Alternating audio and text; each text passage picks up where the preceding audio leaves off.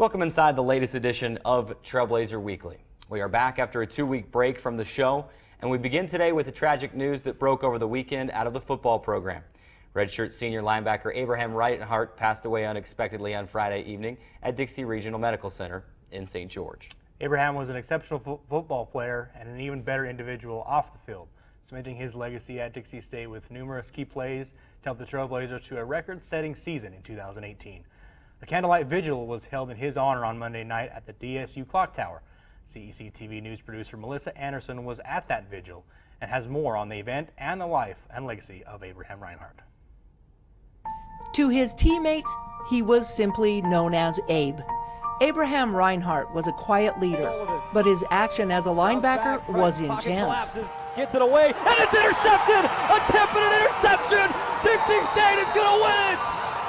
I think that's Reinhardt making the pick off the tip, and Dixie State. Not a lot to talk about Abe. He just keeps quiet to himself. But if you really know Abe, he's a sweet, gentle, kind-hearted person. On the field, he's a straight dog. He was a linebacker. He was a leader on our team. Tons of tackles and sacks. He played with a tremendous amount of energy. Our guys followed him and took his lead on and off the field. The 23-year-old linebacker who played for Dixie State Trailblazers passed away suddenly on March 22nd. A GoFundMe page posted his death was due to hyponatremia. The unexpected illness placed a financial burden on his family. The goal is to raise $25,000. Abe was honored during a candlelight vigil Monday night. About 300 people turned out for the event at the Dixie State campus. Abraham was born and raised in Wailuku, Hawaii. He attended H.P. Baldwin High School, after which he attended and played football at Riverside City College in Riverside, California, before coming here for a few years here at Dixie State, including one outstanding season on the football field. It's intercepted! Abraham Reinhardt! And Dixie State has it right back with 29 seconds remaining! And this game is crazier! What have we seen in today's game? Abraham had an outstanding year in football. He led the team in tackles with 79, including 47 solo stops and 3 interceptions. He loved to hit. He had great contact courage. He flew around the football field watching his film. Like I said, guys fed off his energy. Even though he was a quiet guy, he loved playing the game of football. This past season, Reinhardt earned first-team All-Rocky Mountain Athletic Conference honors as a linebacker. His coach said it's going to be hard to fill a void that Abe has left. With this unfortunate event, our team has come closer together, but it's not easy. There's definitely a void. He was a leader on our team. He's a very tough person. The guys followed him, and he's going to be missed. His number 3 will go down in Trailblazer football history and will be retired until it can honorably be worn again. No one's going to wear the jersey number 3 this year, out of respect for him.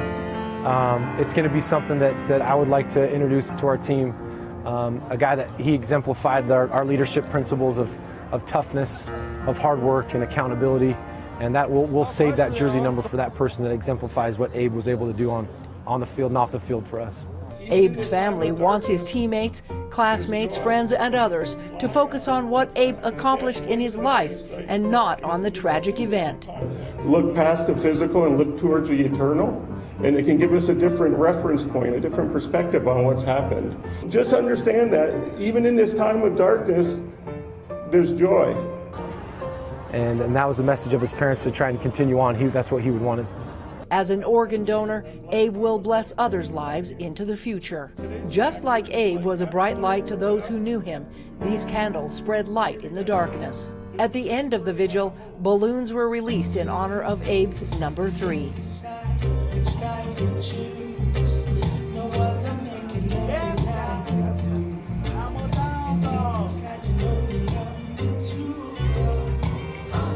And while Abraham wasn't one to be in the spotlight, he did have a sense of humor. Probably right now, you're looking down at us, probably all making fun of us that we're crying. And yeah, he's probably laughing up there. But it's all good. We love him. Miss you, bro. He will be missed and remembered by all who knew him. From Dixie State University, Melissa Anderson, Community Education News.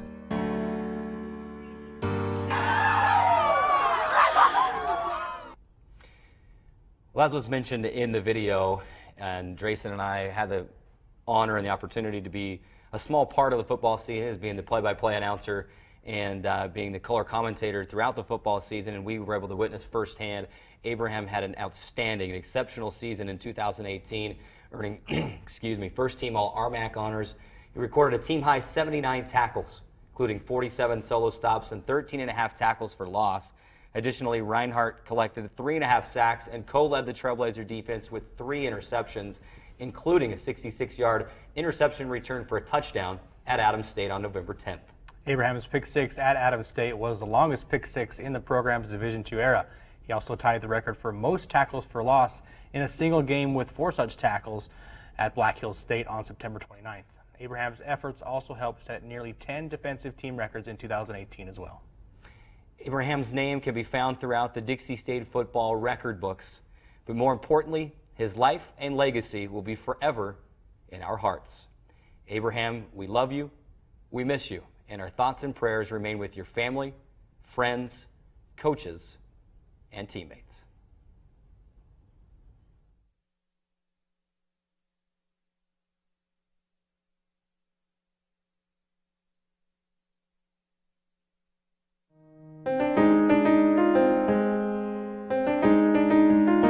Responsible ourselves for our minds.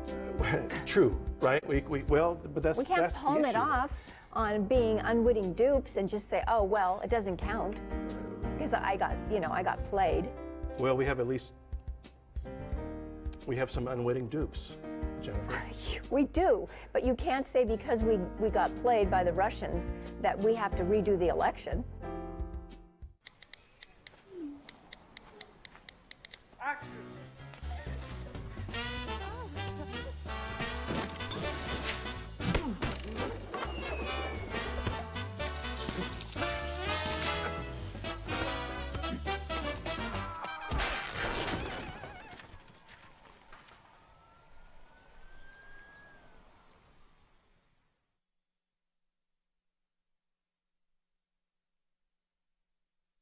Live from the CEC studio at Dixie State University, it's Trailblazer Weekly with Carrick Segmiller.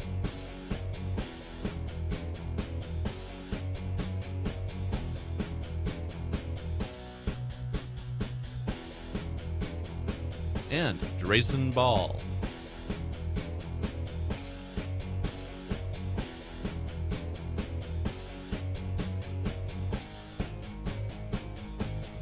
This is Trailblazer Weekly. We are live inside the CEC TV studios on the Community Education Channel, Radio Dixie 91.3 FM, and the Dixie State Athletics YouTube page with another edition of Trailblazer Weekly. I'm Carrick Segmiller, and joining me as always is Drayson Ball. Eric, I hope you know what today is, and not more importantly what today is, but what tomorrow is. You have any guesses, any idea what tomorrow is? Well, it's an eve. It's almost as exciting as Christmas Eve. It's opening day eve. That's exactly right. Perfect. Tomorrow is the best day of the year, at least in my opinion. It's the best day of the year. Baseball season, at least in the MLB, officially starts, and I can't be more excited. I've said it once. I'll say it again. Some might say it's even the most wonderful time of the year as baseball season gets set to go. For one, I was almost not going to be here because I was thinking about going up to Seattle, see my Red Sox begin their title defense up in Seattle, but well, I'm here. Didn't have the money to make that flight up, but I'm here. Where are your Braves going to be? My Braves are going to be in Philadelphia, up in the city of brotherly love, welcoming Bryce Harper with the new ball club. Let's hope your Red Sox don't defend their title, and let's hope it goes, at least for the Braves fans, back to Atlanta. As long as it's not the Yankees, I'm okay with that. Let's jump straight into our weekend recap and start talking a little bit of Dixie State athletics, Carrick. And because it's opening day eve, let's start on the baseball field and talk about the baseball team. The Trailblazers visited New Mexico Highlands over the weekend for a 4-game series in the Rocky Mountain Athletic Conference. They split the 4-game series at New Mexico Highlands, 11-8 loss in game 1, a 4-3 loss in game 2, then bounced back for a couple of wins, a 12-1 victory in game 3, and then a blowout victory 20-7 in game 4, a 20-run performance in the 4th game of the series. I mean, there's so many talking points of this series over the weekend, and how do you not come out and lead with Tyson Fisher? He's a freshman, and I'm going to go out and say it. The Trailblazers have a superstar in Tyson Fisher. He is just playing unbelievable right now in his freshman season. He hit .625 over the weekend. He was 10 of 16, 4 doubles, 7 RBIs, had 8 runs scored, hit a triple, and 5 for 5 in the 4th game of that series, marking the first time a Dixie State baseball player has hit for the cycle, at least in the Division II era. An unbelievable accomplishment. You TV and internet viewers are getting a view of that on your screen. And like I said before, Tyson Fisher has come onto the scene as a freshman and just exploded. The Trailblazers have a superstar, in my opinion, in Tyson Fisher. And Tyson on that cycle, he goes 5 for 5, so he goes above and beyond and gets an extra hit in there. He goes home run, and like Drayson just said, you TV and internet viewers, you're getting to see it. What you saw on TV was home run, single, triple, double, but there was an extra at-bat between his triple and the double. So in the game, he goes home run, single, triple, single, double. And the last double was ripped down the third base line. It stayed fair. I don't know if maybe he could have stretched it into another triple. He probably knew he was going for the cycle. So if that's me, I'm staying at second all day long and finishing with that cycle. But big congratulations to Tyson Fisher. Just a humble, amazing individual on top of how good he is on the baseball field, and just a freshman. We had him here a couple of weeks ago. He's down practicing right now. We don't want to bug him. They've got a big series with CSU Pueblo coming up this weekend. And, I mean, this baseball team is right in the thick of the RMAC race. Colorado Mesa dropped the game as well over the weekend. They're one game out of first place right now. And big for Dixie State. When you see that, you go, oh, they went to New Mexico Highlands. They split. But, game 2, they got a lead in that game, and then hit goes the other way, and they end up losing 4-3. So a couple of things go your way in that game. You're winning the series 3-1. But you'll take the split considering how the first 2 games went, and you can see that there was an obvious turnaround. 12-1 win in game 3, 20-7 win in game 4, much more like what we've seen at New Mexico Highlands and even against Colorado Springs a couple of times, putting up double-digit runs. And not only that, I mean, we've seen the pitching got touched up a little bit this weekend, obviously with giving up 11 runs. It's going to get a little bit dinged to your pitching stats there, but Jack Gonzalez has been phenomenal all season. He won game 3. He's now 5-0. He's not lost a decision so far this season. He allowed just the 1 run in that 3rd game with 8 strikeouts to go along with that. Their pitching has been up and down, I guess you could say. It was really good to start the season. It's kind of regressed to the mean, I guess I'll say a little bit, but it's still one of those situations where I have confidence in a guy like Jaden Murray going out on the mound. Obviously, he got touched up a little bit in the 2nd game of that series for 4 runs, but he's your ace. You got Jack Gonzalez. You got a handful of other guys that are pitching very, very well right now, and certainly a staff that's capable of pitching a 1-run, 2-run game, especially when you get in later seasons when maybe your bats aren't producing as much. But like you talked about, baseball team is rolling right now. They're in a good situation. After the split against Highlands, are 20-6 overall in the season, 10-2 in conference play. They got a really tough schedule, a really good schedule coming up for them to kind of see where they're at. And like you said, the Colorado Mesa dropped a game, so they're right there in the thick of it as far as conference standings go. You should mention too that it's been a couple of weeks since our last show. We did mention that right after that we had spring break, and then with the unfortunate events with Abraham Reinhart and the things that went down last week, we felt it was best to not have a show last week, and I think that was definitely the right call. But there have been a lot of things happening with this baseball team, and we'll talk about it. We're going to talk about baseball, specifically here in the next segment. We've got an interview that we did with Brody Clifford a couple of weeks ago that we haven't been able to air yet. We got to give him some love because he hit the four home runs in the game against Out of State a couple of weeks ago. So we've got that interview coming at you here in just a little while. But this Dixie State baseball team over the last couple of weeks surpassed the 400 win mark in their NCAA Division II era. So this is their 13th season of NCAA Division II play. They've amassed over 400 wins. I mean, you're talking, I'm no mathematician, so I can't do that quickly, 400 whatever divided by 13 seasons, how many wins they average a year, but it's high. I mean, it's over 30 almost wins per season, and that says a lot to the players, to Coach Littlewood, to Coach Fatenauer, to the coaches that have led this program to what it is today. Oh, there's no doubt about it. I mean, it's almost one of those things where you can almost chalk up 30-plus wins for the Trailblazers every season, and clearly with the 400 wins coming last weekend, that just gives more evidence to that. And what I like about this is, especially talking about what Coach Fatenauer is, he knows how to build a program, not just for this season, but also for next season and the year after that. And that's what's contributed to the success of this program for its, Division II era. There's not a whole lot of things that haven't been said about Coach Fatenauer already that needs to be said. I mean, he's an unbelievable coach, an exceptional guy, and there's no surprise in my mind that the Trailblazers have already surpassed that 400 win mark under a guy like Coach Fatenauer, only for just the last 4, 5, 6 years. It's been amazing to see him, and like I said, we're going to talk a lot about baseball in this next segment, but it's been amazing to see him pick up right where Coach Littlewood left off. It was at a great place. You saw a little bit of a step back last year with the team that just lost so much the year before, but an ode to what kind of a coach and what kind of a program that Coach Fatenauer runs. They were still able to battle back, get to 25-25. They finished last season at 500. Coach Fatenauer still has not had a season under 500 here at Dixie State, and the Trailblazers continue to march on in their first season in the Rocky Mountain Athletic Conference.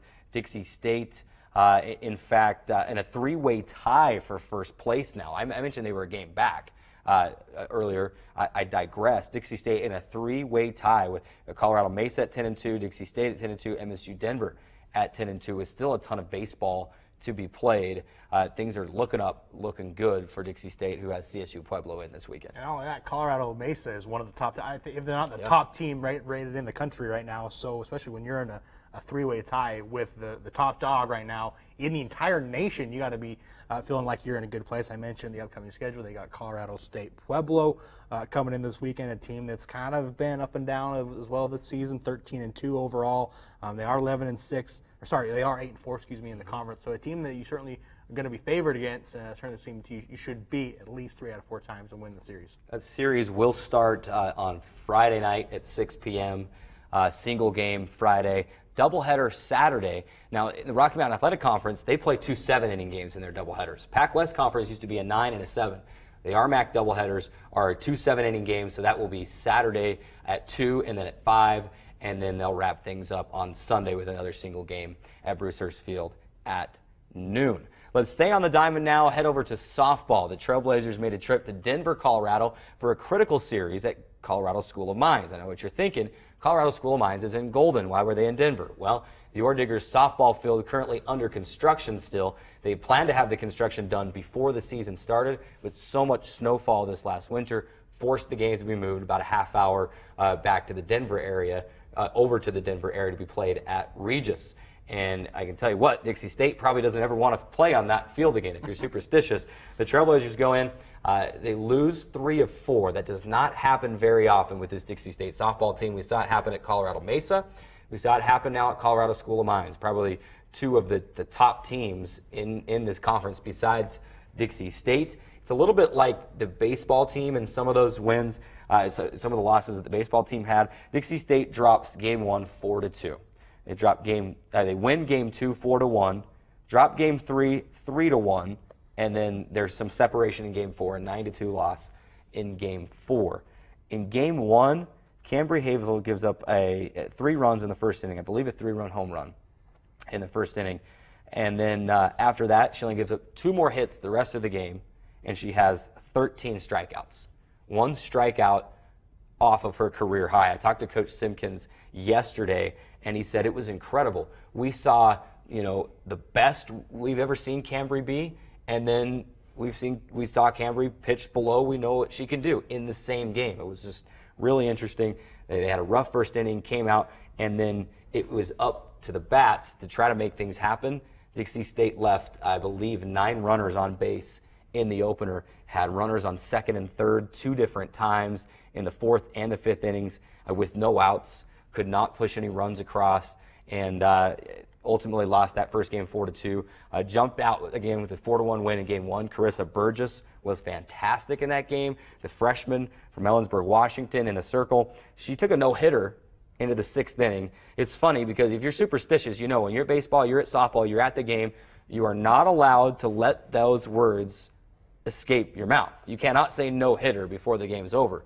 Well, I'm taking it a step further now. You can't even think about it now because I was at home, I was following along in this game, and I saw that she had a no-hitter going into the 6th. So I decided to look up and see so far this year if she's thrown a no-hitter because she's done great this year in her freshman season. I looked it up, found that no, she has not yet. By the time I got back to the live stats, she'd given up a hit. So you can't even think the words no-hitter anymore or it will blow it. Well, you know, these softball and baseball players, they're all superstitious anyway. So, I mean, getting as back, superstitious as me, I know this. No doubt about it. I mean, let's get back. I mean, Carissa Burgess, like you mentioned, she was phenomenal. She's been good all season. She's 11-3 overall, just an unbelievable record. We talked about WHIP a couple weeks ago, just over 1.08, I guess 1.08 WHIP. That's phenomenal. You're allowing one runner on per inning pitched. You know, she's been phenomenal, and obviously, like, you know, you talk about you go on the road and you lose 3 games. It's not like you lost 3 games to a bad opponent. Colorado School of Mines coming in to the game, or to the weekend, was 10-3 in the conference. So they've played well in the conference so far. So I mean, maybe just chalk it up to an off weekend or something like that. Maybe your bats weren't rolling like you wanted to. Maybe, you know, you had a few different things not go your way. But let's not you know, look too far into it and say, hey, we lost a couple of games to a good team on the road. You know, it's not certainly something that the Trailblazers can't recover from. I like the direction they're headed. And I like the production they're getting from a few of the players that we didn't see a whole lot of last season, specifically, you know, maybe Brenna Cornwall or Michaela Thompson, 2 girls that are hitting right around the 300 mark so far this season, and you're getting some of that extra production that you might not have had last season, and so I like the direction they're going in. Obviously, we know Cambry is capable of pitching one of the best in the nation. I'll go ahead and say it, and then obviously, you know, we talked about Carissa Burgess, who's played tremendous as well. I have confidence in what they're doing and where they're going in the future, and I'm not too hindered by the 3-game loss over the weekend. Things definitely looking up for softball. I like what you said. I agree with it 100%, and that's kind of the vibe I got from Coach Simpkins when I was talking to him yesterday as well. You mentioned Brenna. She hit 500 over the weekend, 7-14, had an RBI. Bailey Gaffin is starting to come on. She's been a little slower coming on this year. She's been dinged up a lot. She's missed a few games due to some injury, and she's just starting to get in that flow. I really think you're going to see her pick it up a little bit. Jessica Gonzalez had a pretty good weekend. Corey Gahn, we've been waiting for that bat to kind of start exploding again. It will. I know it will. One positive, and Coach Simpkins was sure to point this out and say, look who we've played. You know, Dixie State 13-7 in conference. So right now they're 5 games off of first place. But, you know, right now you're taking it 1 game, 1 series at a time. You're not worrying about first place right now, especially because you have a conference tournament at the end of the regular season. But look who Dixie State has played. They played a pod series in which Adams State was here, but who else was here? Colorado Christian. The Cougars are in first place at 14-2. Granted, the Cougars have lost a few conference games due to weather, so they've played a few less conference games. Who knows what would have happened in those other games. But as it sits right now, they're in first place, 14-2. Colorado Mesa, Dixie State has played Colorado Mesa. They're 16-3. Colorado School of Mines. Trailblazers have played Colorado School of Mines. So you look at the top 3 teams, Dixie State has already had their 4-game series this season with those top 3 teams. And then one of the other series they've had, UC Colorado Springs, the team that's in 5th, right behind Dixie State in 4. So you've played 4 of the top 5 teams, and you can't play yourself. So you've really played the top 4 teams other than you in the conference, and you're 13-7. Now the schedule lightens up, just a tad. You hesitate to say that. The players can't think like that, you know, but we can point it out. On paper, the schedule lightens up a little bit. The team that's in this weekend for the Trailblazers is a tough team. Regis is in from Denver. They've got a winning record.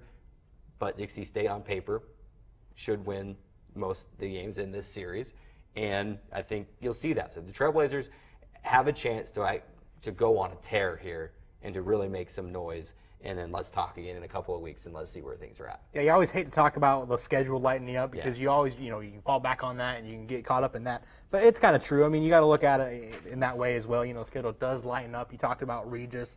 They do have a winning record. They started the season off very, very good. They have struggled as of late, however. They've lost 4 of their last 6 games. So certainly a situation where you could see the Trailblazers winning 3 or maybe even all 4 games of this series. Not a whole lot, like I said, you can't just fall back on saying it's an easy schedule now and that you're going to win your games. But, like you said, it's our job to talk about that a little bit. And hopefully looking forward, we can see some of the results that we were expecting for this team going forward to build on an already good season. Next weekend, they do go for a pod series with Black Hills State, who has much improved over last week. And then MSU Denver hosting the pod series. Always a tough matchup with MSU Denver as well. And then it's to Nebraska at Chadron State. And then, believe it or not, so you got this weekend and then April 19th and 20th. And after that, that's it for the home slate for softball.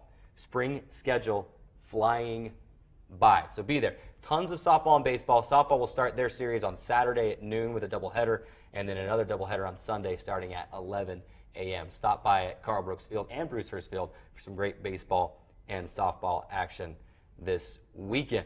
That's all going on this weekend, so we got to step away to our first break. When we come back, we're going to talk more baseball, and like we mentioned a few minutes ago, we've got an interview with Brody Clifford, senior outfielder for the Dixie State Trailblazers that we did with him a couple of weeks ago. He hit 4 home runs in a single game against Adams State a few weeks ago. We got to show you that interview, that and much more discussion about baseball coming up right after this on Trailblazer Weekly.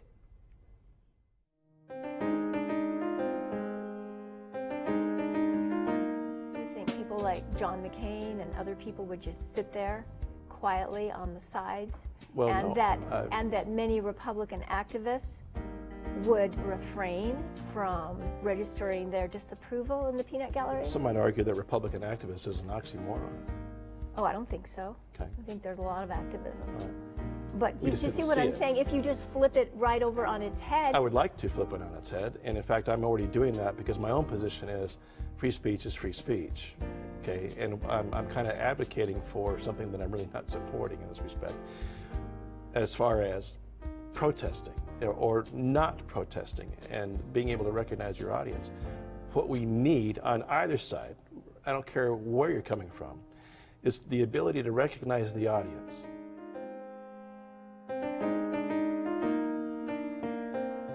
Where do you find the titans of classical music in St. George?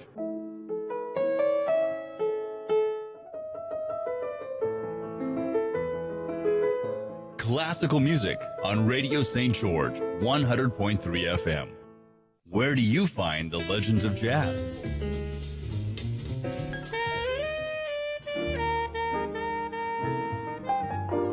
Evenings on Radio St. George, 100.3 FM. Trailblazer Weekly is presented by the Dixie State Campus Store, the official store for Trailblazer and Dixie State clothing, as well as cheap textbooks, discounted computers, and supplies for students. They're located in the second floor of the Gardner Center and are open from 8 a.m. to 6 p.m. during the week. Closed on Saturdays and Sundays? You can stop by any time because they'll be loaded with great Trailblazer swag all the time. Welcome back inside the CEC TV studios. As we mentioned earlier, we're back today after a 2-week hiatus, and during our time away from the show, the baseball team has been putting on a show with an incredible team and individual performances like we talked about a little bit in the previous segment, Carrick. A lot of more things to dive into, certainly with this baseball team. We talked a lot about Tyson Fisher, a few of the awesome performances he's had so far this season, and there's not a whole lot more there's not a whole lot less you can say about him. I mean, he's just been absolutely tremendous. Let's dive in a little bit more and talk a little bit more about this baseball team, what they've been able to do. We know they are having a good season so far. They scored 28 runs against Adams State a few weeks ago, 20 over the weekend against New Mexico Highlands, and certainly a team that is on the right track after kind of a roller coaster season last year, but certainly off to a great start so far this season. Yeah, the Trailblazers, sprinted out of the gates, won a bunch of their games right off the bat. You mentioned the 28-run game against Adams State. That tied a single-game record. I actually was talking to Brody Clifford, who we're going to be talking to, who we have an interview with here in just a few minutes ago. He was telling me a story that at that game, he had some of the Adams State fans kind of heckling him because he's out in the outfield. He's playing in the outfield. And he has some of the students kind of heckling a little bit, about how many runs they're scoring. And then finally, when they see how many Dixie State has scored, as they start getting up over 20, they say, hey, if you get this over 30, we'll buy you tacos, So Brody's out there, and he's telling his teammates, we got to get this over 30, and it ends at 28. And, so he told me, he's joking with him still, hey, we got the 28. Is that close enough? Can we still get some tacos? And I don't think they got any tacos, but it certainly deserved some taco, burrito. Let's hope they didn't get salad. any tacos, because you know how the NCAA is kind of exactly. finicky. We don't want any extra benefits. So just to be clear, they did not get any tacos from the students. It was all in jest. But no, there literally were some fans, heckling them from the stands. And there must be stands out beyond the outfield at Adams State. But that tied a single game record, 28 runs scored. Brody was the RMAC Player of the Week that week. He was the South Central Player of the Week that week, and why not? You hit 4 home runs in a single game. Most of his production in the 4-game series came in Game 4, but you're not going to. He was 5 for 7 in that series, and 4 of those at bats went for home runs, and so that's Player of the Week material, and he was rewarded with that. You mentioned Tyson Fisher hitting for the cycle. He was already RMAC Player of the Week a few weeks before that. We had him on the show. I mean, the freshman starting his year. I mean, you look at him, you wouldn't think he's a freshman. He's, just built, strong kid. Just doesn't look young like a freshman. Doesn't play like a freshman either. And just having a great season so far. And this team, over 20 wins already, 20-6 overall, 10-2 in the Rocky Mountain Athletic Conference, and really showing this conference that, hey, we're here.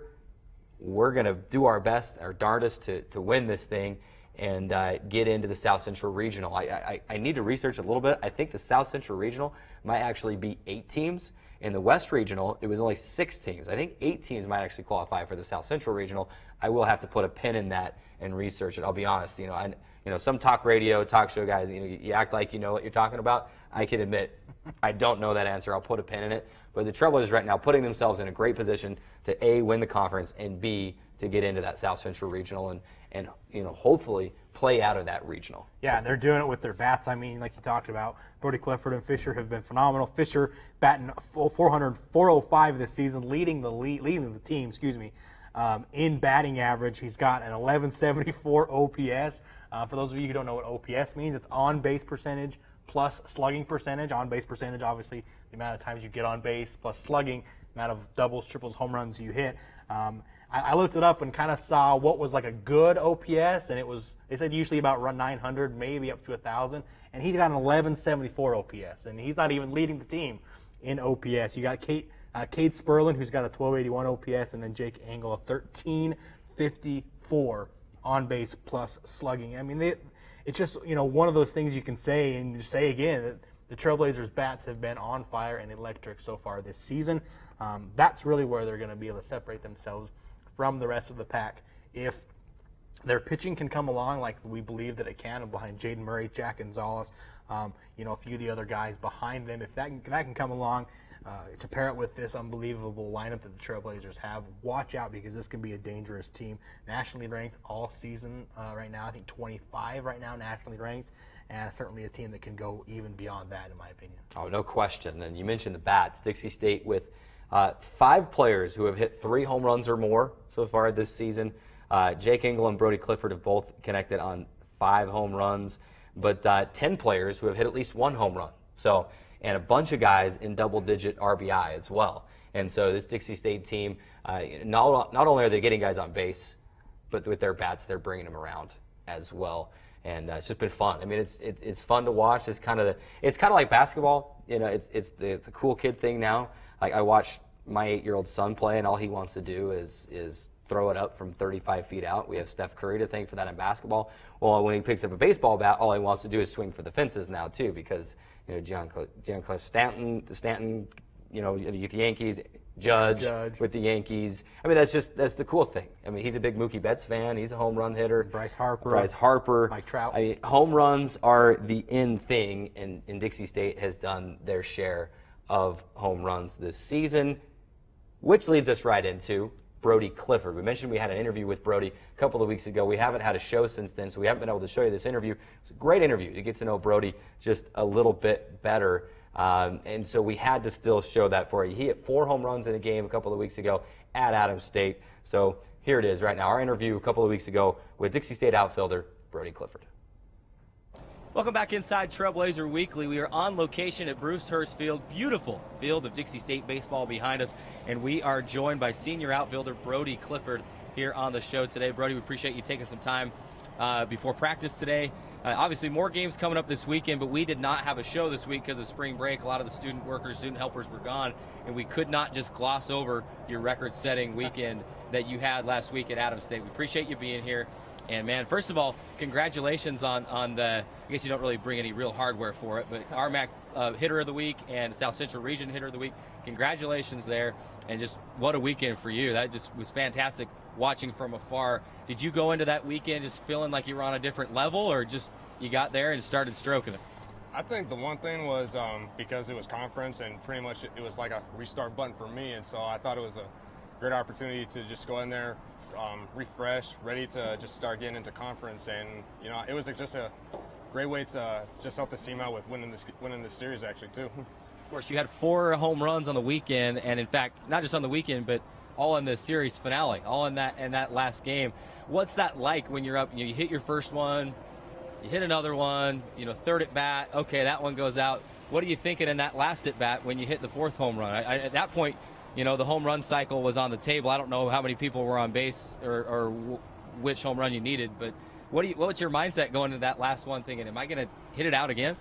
Well, once I hit the 3rd one, I didn't think I was going to hit the 3rd one, but, I just went in there just sticking to what I do best, is just looking for a pitch I can get a hold of, and just trying to do my best to just get on base, help my teammates win, and give my teammates the opportunity to score me as well. So just hitting 4 home runs, I think, is just phenomenal. And even right now, I still get a little bit of jitters just saying like, wow, I can't believe I actually did that.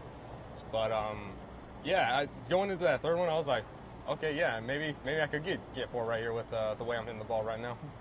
Chatting with Brody Clifford, a senior outfielder here for the Dixie State baseball team. Going back to that series finale, obviously with the 4 home runs, obviously we got 5 of 7, 9 RBIs, 6 runs scored. I mean, it's almost video game numbers in that one game alone. And obviously, you had a good series apart from just that one game.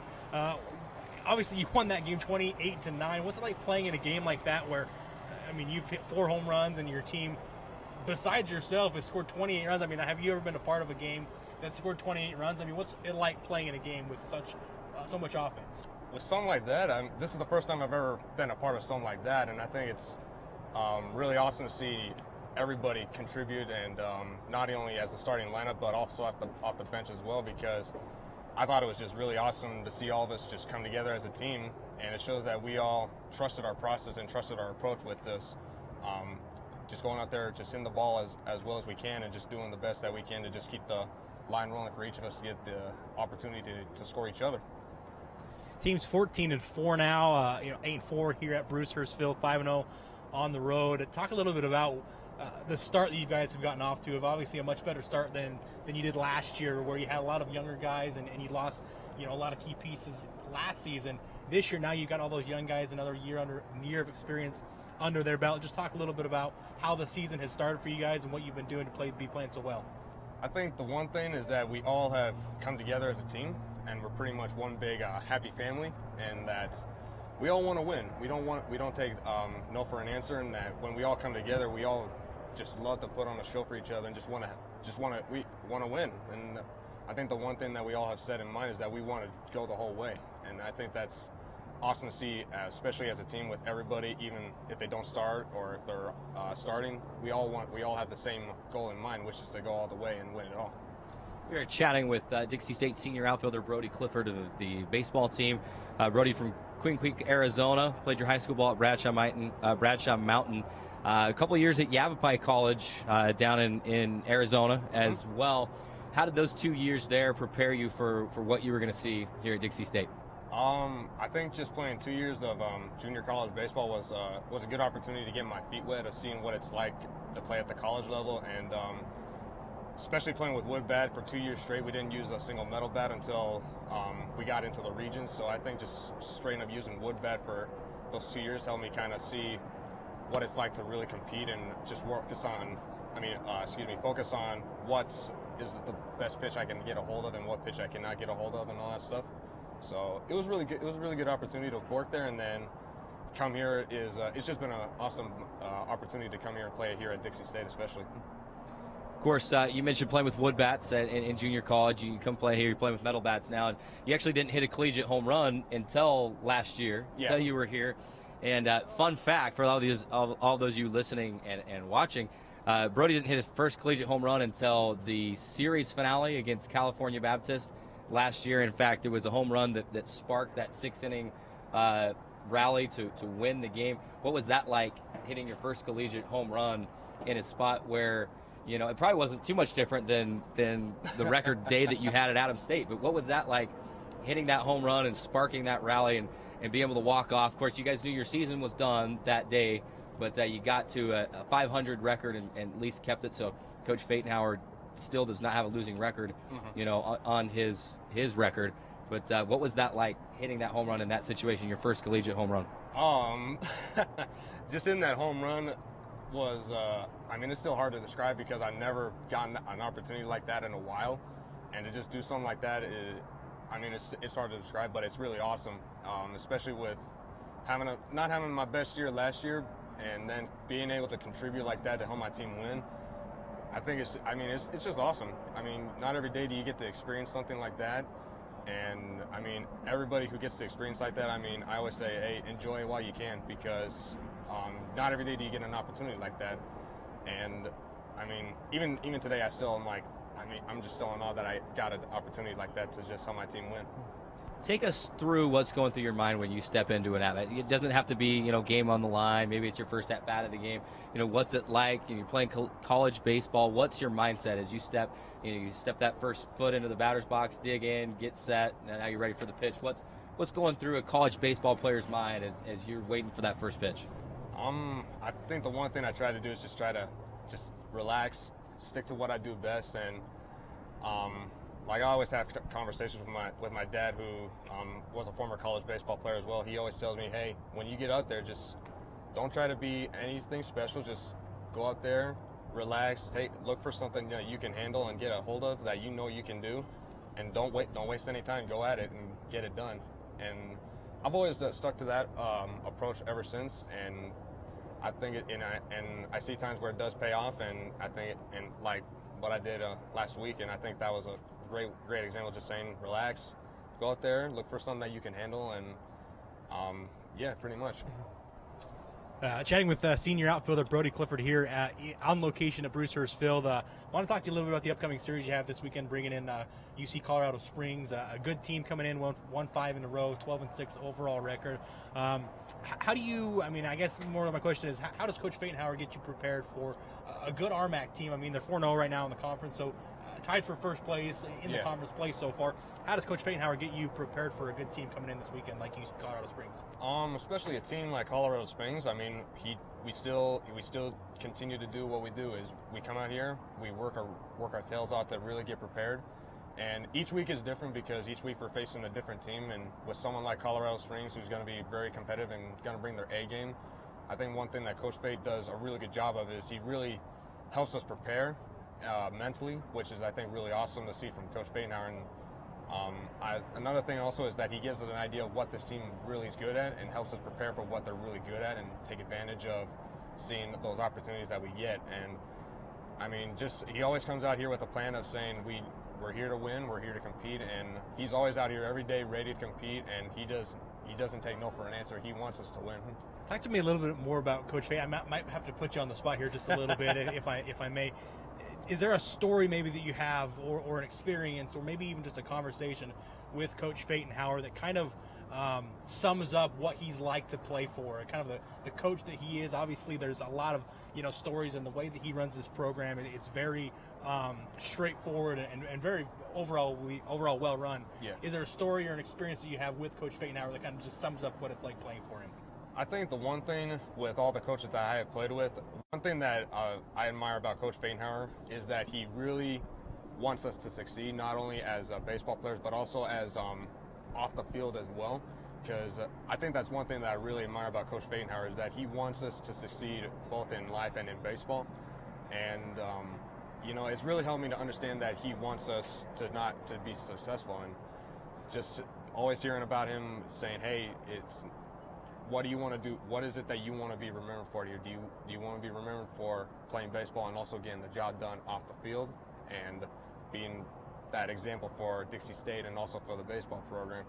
And I think that's really awesome about Coach Feinhauer is that he really wants us, he really puts his time in and wants us to be successful as human beings and also as baseball players. Well, speaking of Coach Feinhauer, we don't want him mad at us that you're up here when practice is just about to start down here below us. So let's wrap this thing up. We appreciate you taking some time with us here. We can't let you go. We can't let you get away, though. We like to play a little rapid fire and it's easy stuff, fun stuff, just to get to know you a little bit better. We do it with all of our coaches and student athletes. So let's just start out with something easy. Brody, your favorite baseball player. Could be current, could be maybe someone that's in the Hall of Fame already. Who's your favorite baseball player? I would have to say my favorite baseball player is Chipper Jones, because my father would always love watching him growing up, and I thought it was just really awesome just watching him play as well.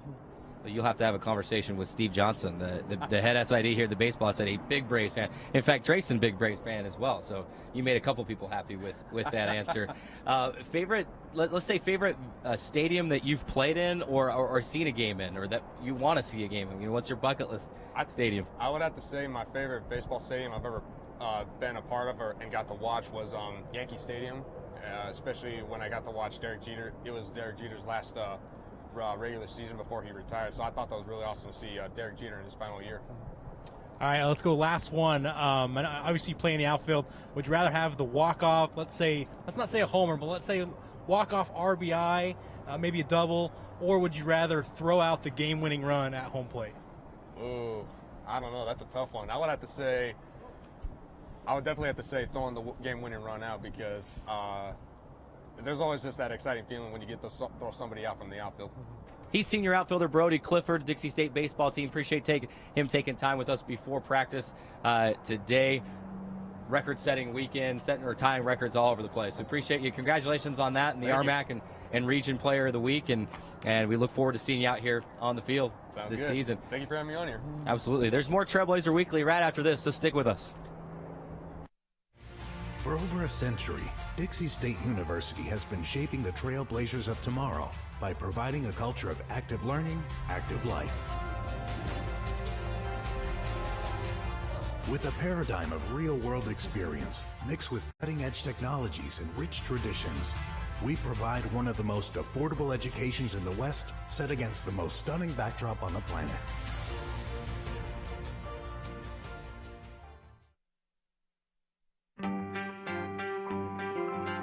I take the road less traveled, run free, unwind, unravel, someplace outside with lots to do. Green trees, red rocks, and don't forget that blue sky. The sunshine shining, sunshine pouring on me. Think I might just stay a while. Say hooray all day because the sun is gonna shine on me. Sun is gonna shine on me. Sun's gonna shine on me. Trailblazer Weekly is the official show of Dixie State Athletics. You can keep up with all the Trailblazer athletic action with pictures, stats, and game recaps at dixiestateathletics.com. While you're at it, don't forget you can follow our show on Twitter as well with @DSUBlazerWeekly. We're near the end of the show, so you know what that means. It's time to put a bow on the show with our DSU Athletics weekend preview. Let's start on the tennis court, who is actually playing right now. As we speak? As we speak. They're currently on a 4-game match road trip. That's a tough thing to say when you're on live television. They're currently right now playing at Sonoma State. Then they'll go to Mills College, at Holy Names University, and then finish up this road game, the 4-game trip against UC Santa Cruz. Yeah, Trailblazers in Roanoke Park, California right now, taking on Sonoma State. Ranked in the top 40 right now nationally. Always a tough team. Sonoma State in the CCAA for most of their sports. CCAA does not have women's tennis, so the Seawolves actually compete in the Pac-West Conference, so a team in tennis. So a team that Dixie State is familiar with in women's tennis, as is Holy Names. So Sonoma State, always a tough opponent. I haven't heard any updates yet. That match was supposed to start at noon Utah time. It got pushed back 2 hours due to some rain in that Rohnert Park area this morning, so it did not start till 2 p.m. Utah time. And tennis matches can take up to 3-4 hours sometimes. So look for the results of that match a little bit later on our Twitter at Dixie Athletics and at DixieStateAthletics.com as well. We'll have the full recap. So that's today. They'll be at Mills College, Division III school in Oakland on Friday. And then on Saturday, they stay in Oakland to take on Holy Names, former Pac-West foe, and then another Division III school at UC Santa Cruz on Sunday at 10 a.m. to wrap up the 4-match trip. It's an interesting balance you have to draw in women's tennis, especially at this level in Division II. Westminster doesn't play tennis. Colorado Mesa does. That's about the closest school, and then they always have to take this California trip and just play anybody that they can get. And so that's why you'll see him play a couple of Division III teams through there as well. But the Trailblazers right now off to a 6-1 start. That's including their 2 matches in the fall. That's the Trailblazers' best start through 7 games, through 7 matches, I should say, in the 13-year NCAA Division II era. Dixie State started 5-0 2 seasons ago, 2016-2017, but then lost their next 2 matches. So Trailblazers trying to make it 7-1. But a tough task at hand right as we speak against Sonoma State. Women's track also back in action this weekend. Heading up north, 4-hour drive or 3.5-hour drive up to Orem, Utah, to the UVU, the Utah Valley Collegiate Invitational. Trailblazers have been doing some good things this year, setting records in their first 2 meets. Billy Hatch is on fire, just like she was during cross-country season. Set last week the new 10K record that was actually set by Skylar Story, Dixie State women's track and cross-country legend. She shattered that record, just obliterated it. She also set the record at the 1,500 meter. Rachel Reeder set the record in the 100 meter dash. And then Trailblazers also set a record in the javelin, which is a new event for them just this year. But they are doing some great things so far this season.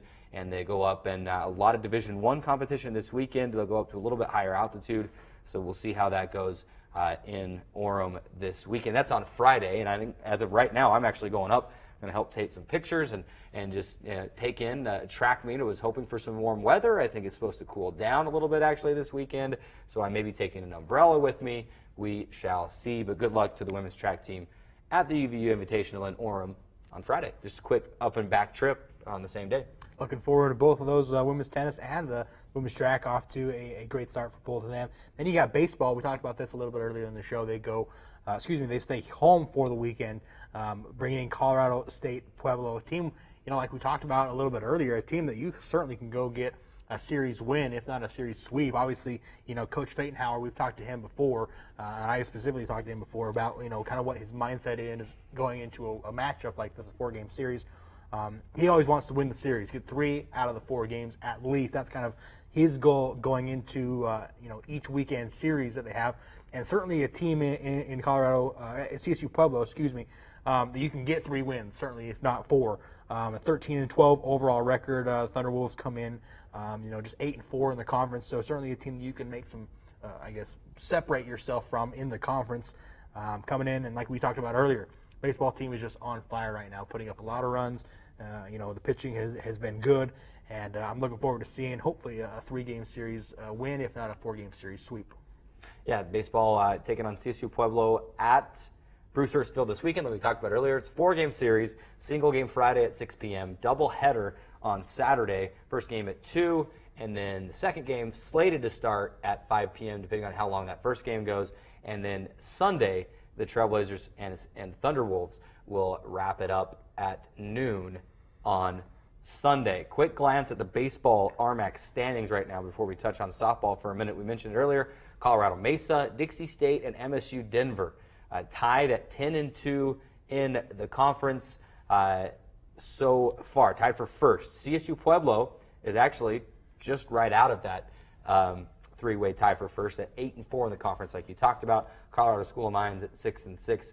Colorado Springs at 6-6 as well. Those are your 6 teams that are 500 or better in the RMAC right now. Regis 3-9, Adams State 3-9, New Mexico Highlands 2-10, Colorado Christian 2-10. So right now you're already, I know you're only 12 games in, but you're approaching that midway point in the RMAC season, and every game, every series matters. You're at a point right now where, especially with some of the games coming up, you're not going to be okay with any more, especially at home, series splits. You want to take, like you said, at least 3. You'd love to get all 4 against CSU Pueblo this weekend. Staying on the diamond, just moving right next door to Brewster's Field is Carl Brooks Field. Trailblazers are back in town to host the Regis Rangers, and the Rangers coming into this game with a winning record in conference, 8-7. It'll be a 4-game series against Regis. We mentioned earlier, we never want to say that the schedule lightens up. This is still a very good Regis team that the Trailblazers will be playing, have some good pitching, have some good hitting, but an opportunity to get a series win. And like I talked to Coach Simpkins, he said, hey, we're looking for this opportunity that we have over the next couple of weeks to go on a tear here. Coach Simpkins always talks about stringing wins together, stringing good innings together, but you've got to string wins together, and they're at a situation right now. Dixie State 13-7 in the RMAC right now, in 4th place, 19-8 overall. They're not in a bad spot, but you're in a spot right now where you need to string some wins together, 7, 8, 9, 10 wins in a row if possible, and build up a good resume going into the RMAC. Whether or not you win the regular season in the RMAC, but you want to be in a good spot, a good seed going into the RMAC tournament, and then have enough quality wins and have good enough of a resume going in that, even if you don't win that conference tournament, that you've got a good enough resume that you're going to be one of those top 8 in the South Central region and continue that streak of 10 consecutive years playing in the regional at the NCAA level. And you've got a team in Regis coming in this weekend that gives you a good opportunity to kind of springboard you to maybe a double-digit win streak. Yeah, a team that started, like we talked about a little bit earlier, they started 7-4, but last 10 games they're just 4-6. So maybe a team right now that is coming in, you can probably capitalize on them, maybe get 4 games, a 4-game series sweep, and springboard that into, like I mentioned, a double-digit win streak. Obviously you can't overlook anyone in this conference because even a team like Regis that is 11-10 right now, they still do have that winning record in conference, 8-7. So, and certainly it's a team that they're looking to improve their standings as well. I mean, they're not obviously going to just mail in this season after having a couple of bad weeks.